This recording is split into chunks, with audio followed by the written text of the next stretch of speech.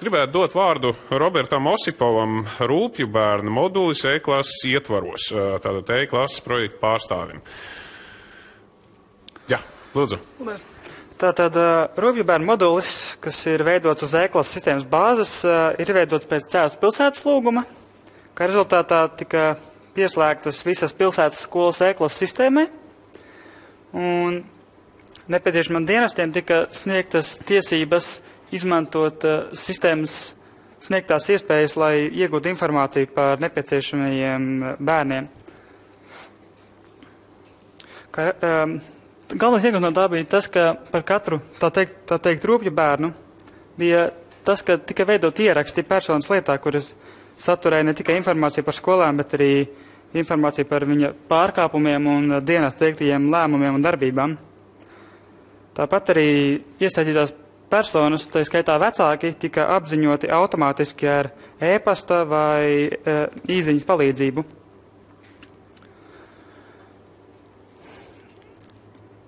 Kā arī tas, ka pašvaldību dienestiem, tā skaitā bāriņu tiesa, ja nemaldos, policija, viņiem visiem bija iespēja operatīvi iegūt no skolām informāciju par to, kādas ir bērnu sekmes un kavējumi, atvieglojot informācijas apmaiņu starp iestādēm.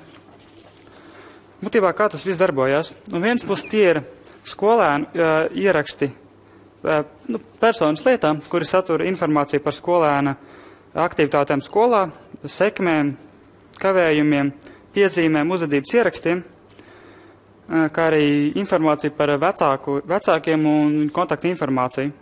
Otrpus tie ir pašvaldības dienestu personu kopums, kas ikdienā strādā ar šiem bērniem, kuriem ir šie pārkāpumi. Šiem darbiniekiem tika sniegtas tiesības piekļūt attiecīgajiem modulim visas pašvaldības ietvaros, attiecīgi tam, kāds ir viņu tieši darbības tas apjoms. Ja tas ir darbs ar konkrētiem bērniem, tad viņiem ir iespēja meklēt bērnus pēc personas datiem, iegūt informāciju par viņu skolas aktivitātēm, izdarīt ierakstus par to, par izdarītiem pārkāpumiem, kā arī apziņot iesaistītās puses skolas, vecākus un policiju, sociālos dienestus. Ja tas ir darbs ar tieši analītisku skolu statistiku, tad iespējams iegūt ļoti ātri ar pāris sekundžu palīdzību iegūt informāciju vēlamo, kas saturēs visu pēc kritērijiem meklētos kavējumus, sekmības un vēl dažādus datus, ko piedāvā E-klases sistēma.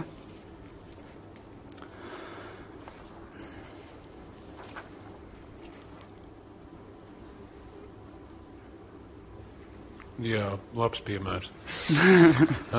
Ļoti iedvesmojoši, ok, labi. Pirmais piemērs tam, kā izmantot šo piedāvāto moduli, ir tas, ka pašvaldības policija aiztur jaunieti, kurš ap pusnakti parkā lieto alkoholu, kas ir aizliegts. Viņš tiek nogādāts iecirknī un uzzināt viņa identitāti. Viņu sameklē E-klases Rūpju bērna moduļa sistēmā, tiek ievadīta informācija par viņa pārkāpumu, izdarīto lēmumu, tiek apziņota viņa vecāki, skola un attiecīgie dienesti, kuriem tas būtu jāzina.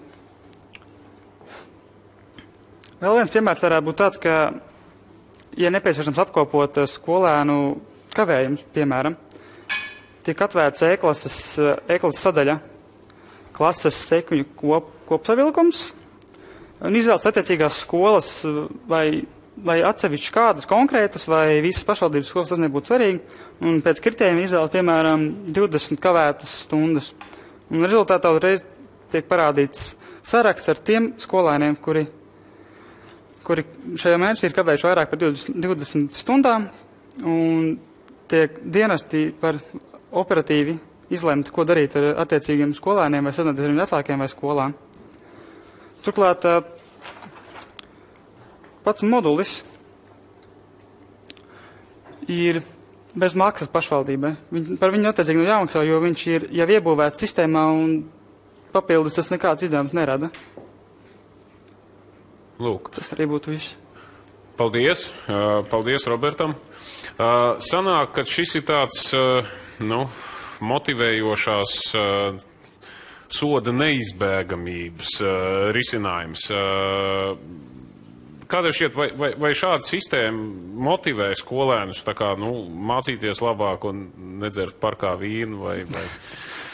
Pilnīgi noteikti, tāpēc, ka informācija tiks apstrādāta daudz ātrāk, un arī ir pilnīgi noteikti tas, ka viņu vecāki uzzinās par šādiem pārkāpumiem un šādām neizdarībām, un arī tas arī viņiem liks uzmanīties un liks rūpīgāk sekot tam, ko viņi dara.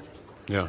Uzreiz jautājums varbūt kādiem no skolotājiem, kas lieto e-klasi, vai jūs liekat iekšā kaut kādas piezīmes elektroniskā formātā, nevis tādas sarkanas dienas grāmatā, bet tieši e-klases žurnālā, lai tie skolotāji saņem tās īziņas. Tas viss tiešām strādā. Cik niecīgs ir tas pārkāpums, no kura mēs sākam izmantot šo sistēmu? Varbūt kāds no skolotājiem vēlas precizēt. Es varu teikt, ka es izmantoju vairāk informējoši. Piemēram, ja konkrētai klasē, konkrētajā datumā ir jānodod kāds patstāvīgais darbs, tad man nenāks rakstīt 29 dienas grāmatās, es ierakstu vienā, pievienoju visai klasē kopumā. Bet jā, tas ir tāds tā kā kolektīvās apziņošanas instruments. Patiesībā es domāju, ka skolotājiem tas ietaupa arī varen daudz naudas, jo, teiksim, cik man ir tā pieredze bijusi, tad tie skolotāji mēdz zvanīt, sūtīt īziņas, tā visi ir viņu naudiņi, kur es šaubos, vai tiek kompensēti. Nē. Tieši tas pats ir ar ierakstiem un saziņu ar vecākiem. Jā. Vai jums ir kāds no tiem rūpju bērniem arī tur? Tādi, kas dzer parkā vīnu noteikti. Tādu nav, jo skolēni nedzer vīnu. bet idejas, ka es sapratu. Labi, paldies jums par komentāru. Paldies Robertam Osipovam.